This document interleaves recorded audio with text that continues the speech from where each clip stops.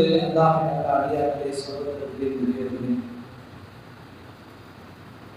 சமூகத்திற்கு அல்லாஹ் வழங்கியிருக்கும் மகத்தான ஒரு அருட்கொடைதான்.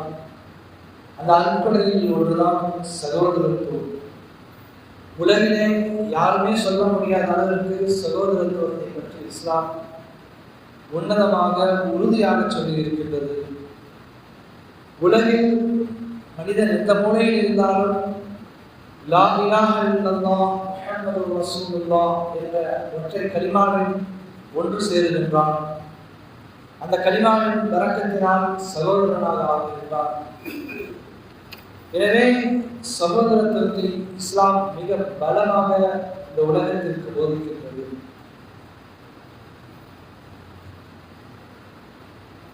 எனவே இந்த சகோதரத்துவத்தை பெற்று நாம் பொதுவாக மனிதர்களுக்கு பலவிதமான குணங்கள் இருக்கும். சில குணங்கள் மனிதனை அவனை இழிவாக்கும், அழிவிற்கு கொண்டு செல்லும். சில குணங்கள் இருக்கின்றதை மனிதனை உயர்த்தியாகும், அவனுக்கு வெற்றியை பெற்றுத்தரும். எனவே மூமினாகிய நாம் நம்முடைய குணங்களை நமக்கு வெற்றி தரக்கூடியதாக, நம்மை உயர்வாக ஆக்கக்கூடியதற்காக பயன்படக்கூடிய அந்த குணங்களை நாம் எடுத்து நம்முடைய வாழ்க்கையை நடைபெறுவோம் என்றால் அல்லாஹ் ஜல்லல்லாஹு தஆலா இந்த உலகத்திலும் மறுமையிலும் நிலையான வெற்றியை தருவான் என்பதிலே எவ்விதமான ஐயமும் இல்லை. அன்பிற்குரியவர்களே, அல்லாஹ்வின் நல்ல அடியார்களே, அந்த கெட்ட குணங்களில் உள்ளவைகள் தான் விரோதமும் பொறாமையும். இந்த விரோதமும் பொறாமையும் இருக்கின்றது. இதுதான் இந்த உலகத்திலே வானத்திலே நடந்த முதல் பாவமும் இந்த உலகத்திலே நடந்த முதல் பாவமும் இந்த ரெண்டு விஷயங்கள் தான். வானத்திலே யார் இந்த பாவத்தை செய்தது என்று சொன்னால், அல்லாஹ் ஜல்லல்லாஹு தஆலா ஆதம் அலைஹிஸ்ஸலாம் அவர்களை படைத்து எல்லா மலக்குகளையும் அழைத்து நீங்கள் ஆதமிற்கு சஜிதா செய்யுங்கள் என்று அல்லாஹ் கட்டளையிட்ட பொழுது எல்லா மலக்குமார்களும் சஜிதாவிலே வீழ்ந்தார்கள். ஆனால் ஷைத்தான் மட்டும் சஜிதா செய்யவில்லை, அல்லாஹ்விற்கு மாறு செய்தான். அவன் சஜிதா செய்யாமல் நின்றான். இதற்கான காரணம் என்ன என்று அறிஞர்கள் சொல்லிக்கொண்டிருக்கிறார்கள். ஒரு விதமான பொறாமைதான். ஆதமை எல்லாம் உயர்த்தியாக ஆக்கிவிட்டான். ஆதமை விட என்னை நெருப்பால் படைக்கப்பட்டிருக்கிறான் அல்லாஹ் தஆலா, எனக்கு அந்த அந்தஸ்தை கொடுக்கவில்லை என்ற ஒரு பொறாமை அவனை ஷைத்தானை அல்லாஹ்வுடைய கட்டளை விட்டு பிறகச் செய்தது. அல்லாஹ்வுடைய கட்டளைக்கு அவன் மாறு செய்தான். அல்லாஹ்வுடைய வெறுப்பிற்கும் சாபத்திற்கும் ஷைத்தான் காரணமாகிவிட்டான். பூமியிலே என்ன எப்பொழுது இந்த முதலாக நடைபெற்ற இந்த பாவங்களில் ஒன்றுதான் ஆதம் அலைஹிஸ்ஸலாமுடைய மகன்கள் இருவர்கள் ஹாபில் காபில் என்று சொல்கிற அந்த இரு மகன்களும் தங்களுக்கு இடையே ஏற்பட்ட பொறாமையின் காரணமாக, நெசப்பின் காரணமாக காபில் என்பவர் ஹாபிலை கொலை செய்து விடுகின்றார். இதுவும் ஒரு விதமான பொறாமையின் காரணமாக, விரோதத்தின் காரணம் ஏற்பட்டது என்பதாக அறிஞர் பெருமக்கள் சொல்வார்கள். எனவே இந்த இரண்டு குற்றங்கள், இந்த பாவங்கள் இருக்கின்றதை, விரோதமும் பொறாமையும் மனிதனை மிகவும் பலகீனப்படுத்திவிடும், அவனை நாசமாக்கிவிடும், அவனை எல்லா விதமான நற்செயல்களை விட்டும் தூரமாக்கிவிடும். எனவேதான் நபி ஸல்லல்லாஹு அலைஹி வஸல்லம் அவர்கள் சொன்னார்கள், விறகு எப்படி நெருப்பு எப்படி விறகை தின்றுவிடுவதை போல பொறாமை இருக்கின்றதை மனிதனுடைய நல்ல அமல்களை தின்றுவிடும் என்பதாக சொன்னார்கள். அல் ஹஸது யக்குலுல் ஹஸனாத் கமா யக்குலுன் நாருல் ஹதரா. பொறாமை மனிதனுடைய நன்மைகளை எல்லாம் சாப்பிட்டு விடும். மனிதன் என்னென்னவெல்லாம் நல்ல அமல்கள் செய்வான், நல்ல இபாதத்துக்குரியவனாக இருப்பான். ஆனால் அவரிடத்தில் பொறாமை இருக்குமையானால், விரோதம் இருக்குமையானால், அந்த அவர் செய்த அத்தனை அமல்கள் வந்து ஒன்றுமே இல்லாமல் ஆக்கிவிடும் என்பதாக நபி ஸல்லல்லாஹு அலைஹி வஸல்லம். பொறாமை என்பது இருக்கின்றது மிக கொடூரமான ஒரு குணமாக இருக்கின்றது. எப்படி நெருப்பு விறகை கொஞ்சம் கொஞ்சமாக சாப்பிடுகின்றதோ அதே போன்றுதான் பொறாமை இருக்கின்றது. மனிதர்களுடைய நல்ல செயல்களை எல்லாம் கொஞ்சம் கொஞ்சமாக சாப்பிட்டு மனிதனை இழிவானவனாக மாற்றுகிறது. எனவேதான் இந்த பொறாமையின் விஷயத்திலே எச்சரிக்கை செய்திருக்கின்றார்கள் நபிகள் பெருமானார் ஸல்லல்லாஹு அலைஹி வஸல்லம். யாரை பார்த்து பொறாமைப்படக்கூடாது. உலகத்திலே நமக்கு பொறாமை எண்ணம் வந்துவிடுமே. ஆனால் நாம் சொல்ல வேண்டும், நம்முடைய உள்ளத்திற்கு சொல்ல வேண்டும், அல்லாஹ் யாருக்கு என்ன நாளினாலும் அதை கொடுக்கின்றார். யாரை பார்த்து நான் பொறாமைப்படுவதற்கு என்ன உரிமை? உரிமையா கொடுக்கக்கூடியவன் உரிமையாளன் அல்லாஹ் மட்டும்தான். அவன் யாருக்கு நாடுகின்றானோ அவர்களுக்கு அல்லாஹ் தன்னுடைய வாக்கியங்களை வழங்குகின்றான். இதை நான் பொறாமைப்பட்டு என்ன நடக்கப் போகின்றது என்பதை நம்முடைய உள்ளத்திற்கு சொல்ல வேண்டும். உள்ளத்திற்கு சொல்ல வேண்டும். இந்த பொறாமையினுடைய அந்த தீங்குகளை விட்டு நம்முடைய உள்ளத்திற்கு சொல்லி சொல்லி உள்ளத்தை பரிசுத்தப்படுத்த வேண்டும். ஏனென்று சொன்னால் இயற்கையாக மனிதனுக்குள் இந்த பொறாமை என்ற தன்மை இருக்கிறது. இயற்கையாகவே உள்ளே வந்துவிடும். அதை கட்டுப்படுத்த வேண்டிய இடத்திலே நாம் ஒவ்வொருவரும் இருக்கிறோம். ஒவ்வொருவரும் தன்னுடைய மனதை பரிபக்குவப்படுத்த வேண்டும். யாரை பார்த்து பொறாமைக்க வேண்டும்? யாருக்கு கொடுக்கப்பட்ட இந்த அந்தஸ்துகளை பார்த்து நாம் என்ன செய்யக்கூடாது? விரோதம் கொள்ளக்கூடாது. இந்த குணங்களால் நாம் மிகவும் இழிவானவராக மாறிவிடுகிறோம்.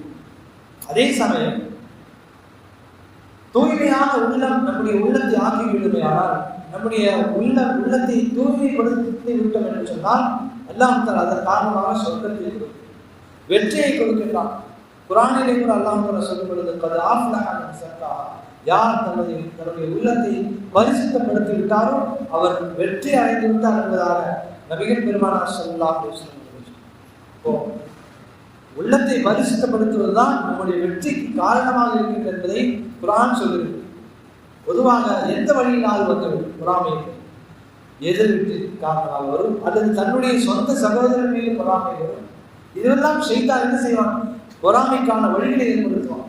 உலக ரீதியாக முன்னேறிவிட்டால் ஒருவர் இன்னொரு பார்த்து அவனுக்கு மட்டும் இந்த வாக்கியம் கிடைத்துவிட்டது, எனக்கு கிடைக்கவில்லை என்றவர், அவனுக்கு மட்டும் இது கிடைத்து விட்டது, எனக்கு கிடைக்கவில்லை என்ற இதுதான் மனிதனுடைய அமல்களை அத்தனையும் அழிக்கக்கூடியதாக.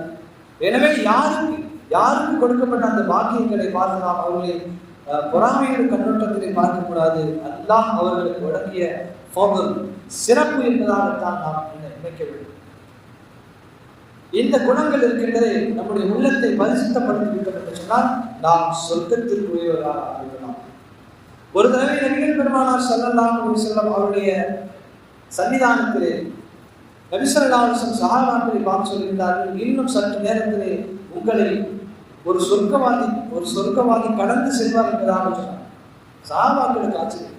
சொர்க்கவாதியை பார்க்க ஆசைப்படுகிறார் என்பதாக நபிகள் கேட்டு சொன்னார்கள், இன்னும் சற்று நேரத்திலே இந்த பாதை வழியாக கடந்து செல்வார் என்பதாக சொன்னார். சஹாபாக்கள் எல்லாம் ஆர்வத்தோடு காத்து கொண்டிருக்கிறார். ஏன்? உலகத்திலே நபியோருடைய வாயினால் சொர்க்கவாதி என்று சொல்லும்போது எவ்வளவு பெரிய உன்னதமான ஒரு அந்தஸ்து. சஹாபாக்கள் ஆர்வத்தோடு காத்து கொண்டிருக்கின்றார்கள். அந்த வழியாக ஒருவர் பொது செய்து தன்னுடைய தாடியிலே தண்ணீர் சொட்ட தன்னுடைய கைகளிலே கால்களிலே தூக்கியவாறு என்ன செய்தார் சென்றிருக்கிறார். சஹாபாக்கள் எல்லாம் பார்க்கின்றார்கள் ஆச்சரியத்தை.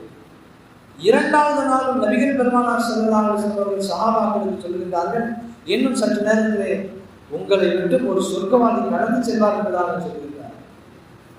அதே போன்று முந்தைய நாள் வந்த நிலையிலே அதே சஹாபி ஒது சென்று தன்னுடைய தாடையிலே தண்ணீர் சொட்ட அந்த பாதையின் வழியாக கடந்து செல்கிறார். மூன்றாவது நாளும் நபி ஸல்லல்லாஹு அலைஹி வஸல்லம் அவர்கள் இந்த வார்த்தை சொல்லுகிறார்கள், இன்னும் சற்று நேரத்தில் உங்களுக்கு மத்தியிலே ஒரு சொர்க்கவாதி கடந்து செல்வார் என்பதாக நபி ஸல்லல்லாஹு அலைஹி வஸல்லம் சஹாபாக்கள் காட்சி. அதே சஹாபி 3 நாளும் ஒரே சஹாபி தான் கடந்து செல்லுகிறார். அப்துல்லாஹ் இப்னு அம்ர் இப்னு ஆஸ் சஹாபாக்களுக்கு எப்படி இந்த மாதிரி யாராவது நபி ஸல்லல்லாஹு அலைஹி வஸல்லம் சொல்லிட்டாங்க சொன்னா அவங்களுக்கு ஒரு ஆச்சரியம் ஏற்படும். எப்படியாவது அவரை போன்று நாமும் அமல் செய்து அவருடைய அந்த செயல்களை நாம் பின்பற்றி நாம் அந்த சொர்க்கத்திற்குரியவராக ஆக வேண்டும் என்பதிலே ஆசைப்படுவார்கள். நபி ஸல்லல்லாஹு அலைஹி வஸல்லம் அவர்கள் அந்த தோழரை பற்றி சொன்ன உடனே அப்துல்லாஹ் இப்னு அம்ர் இப்னு ஆஸ் அவர்கள் ஆசை எப்படியாவது அவரை தனியாக போய் சந்தித்து அவர் என்ன செய்யணுங்க, நம்ம அவருக்கே தெரியாத அவருடைய அந்த அமல்கள் என்ன செய்யறாரு என்பதை நாம பார்த்து நம்மளும் செய்யணும்னு சொல்லி அவங்களுக்கு ஆர்வம் வந்துருச்சு. நேரம் அந்த சார்பில போறாங்க. ஒரு தந்திரத்தை கையாளுகிறார். அது என்ன தந்திரம் சொன்னா என்ன செய்யறாங்க, அந்த தோழர் இடத்துல போய் யாரை நபிசல்லாலும் சொர்க்கவாதம் சொன்னாங்களோ அவர் இடத்துல போய் இந்த தோழர் கேட்கிறாரு, ஒரு 3 நாளைக்கு உங்க வீட்டுல தங்கி தங்கி கொள்வதற்கு அனுமதி கொடு. ஏன்னா எனக்கு சில மனசு கசவுகள் ஏற்பட்டு இந்த வீட்டில் என்ன செய்யுங்க, ஒரு 3 நாளைக்கு அனுமதி கொடு. ஒரு தந்திரத்தை மேற்கொள்கின்றார். ஏன்னு சொன்னா இப்படி சொல்லி அவங்க வீட்டில் தங்கி அவருடைய அந்த குறிப்பிட்ட செயல்கள் அவர்கள் என்னென்ன எப்படி அதை வாட்ச் பண்ணணும், அதை நம்ம வாட்ச் பண்ணி அதே மாதிரி அமல் செய்யணும் அந்த ஆர்வம். நபிசல்லாலும் சொர்க்கவாதம் சொல்லிட்டாங்க. சொர்க்கவாதிகளுடைய அமல்கள் என்னவெல்லாம் இருக்கும் என்பதை ஆச்சரியப்பட்டவராக என்ன செய்யறாங்க, அவர்களுடைய அனுமதி கேட்கிறாங்க. அந்த சஹாபியை சொல்றாரு, தாராளமாக தெரிந்து கொள்ளும். இந்த சஹாபி அவர்கள் அப்துல்லாஹ் அவர்கள் ஆசிரியர்கள் அவர்கள் என்ன செய்கிறார்கள், அவருடைய வீட்டில் சென்று தங்குகின்றார். உன்னிப்பாக கவனிக்கின்றார்கள். அவர் ஏதோ ஸ்பெஷலா செய்யற மாதிரி எதுவுமே தெரியாது. எல்லா அமல்களும் எல்லாரும் செய்வது கொண்டுதான் செய்கின்றார். என்ன செய்யணும், 5 நேரம் தொழுகின்றார், அல்லாஹ்வை திக்ர் செய்கின்றார். மற்றபடி ஸ்பெஷலா என்ன செய்யறாங்க, அவர் எதுவும் செய்யற மாதிரி தெரியும். இந்த அமல்கள் எல்லாரும் தானே செய்யணும். 3 நாளும் கவனிக்கின்றார், வேறு எதுவுமே அவர் புதுமையாக செய்யணும். அந்த தோழர் இடத்துல கேட்கிறார், சகோதரரே, நான் உங்களிடத்துல ஒரு பொய்யை சொல்லி என்ன செய்ய உங்களிடத்தில் தங்கினேன். ஏன்னு சொன்னால் எனக்கும் என்னுடைய வீட்டில் எந்த விதமான மனக்கசப்புகள் எல்லாம் இல்லை. உங்களுடைய வீட்டிலே தங்கி உங்களுடைய அமல்களை கண்காணிப்பதற்காகத்தான் நான் 3 நாள் தங்கினேன்.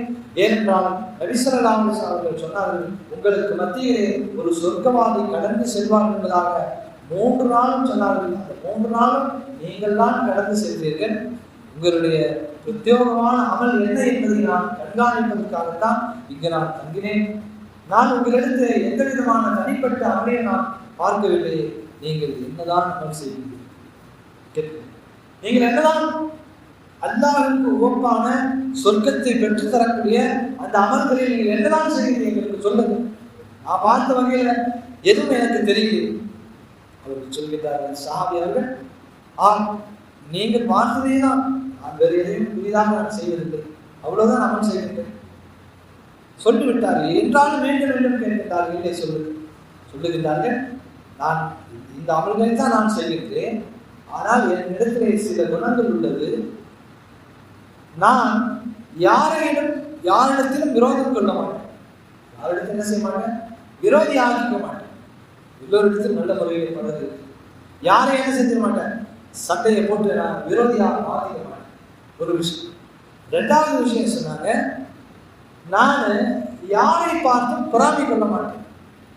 ஒரு என்னதான் கொடுக்கப்பட்டிருந்தாலும் சரி என்ன செய்ய மாட்டேன், அதை பார்த்து ஆஹா எனக்கு கிடைக்கலையே அப்படின்னு சொல்லி நான் என்ன செய்ய மாட்டேன், பொறாமை கொள்ள மாட்டேன். யாரிடத்துல நான் விரோதம் கொள்ள மாட்டேன், யாரிடத்துல நான் பொறாமை கொள்ள மாட்டேன். வேண்டுமானால் இந்த 2 செயல்களின் காரணமாக அல்லாஹ் எனக்கு இந்த சொன்னதை கொடுக்கலாம் என்பதாக அந்த சஹாபி சொன்னார்கள்.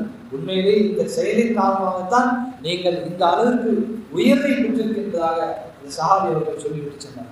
அன்பிற்குரியவர்களே, அல்லாஹ்விடத்திலே நாம் இங்கு நல்ல உன்னிப்பாக கவனிக்க வேண்டும். அந்த சஹாபியுடைய அந்த செயல், இந்த 2 செயல்களின் காரணமாகத்தான் உலகத்திலேயே சொர்க்கவாதி என்பதாக நபி ஸல்லல்லாஹு அலைஹி வஸல்லம் அவர்கள் சொன்னார்கள். சொன்னால் அந்த 2 செயல்களை, நம்முடைய அந்த குணங்களை நம்முடைய வாழ்க்கையிலே கொள்வதற்கு நாம் முயற்சி ரொம்ப கஷ்டம். ஏன்னா இருக்கக்கூடிய இந்த உலகத்துல நாம் இது போன்று வாழ முடியுமா என்று நினைப்போம். இன்ஷா அல்லாஹ் முயற்சித்தான்.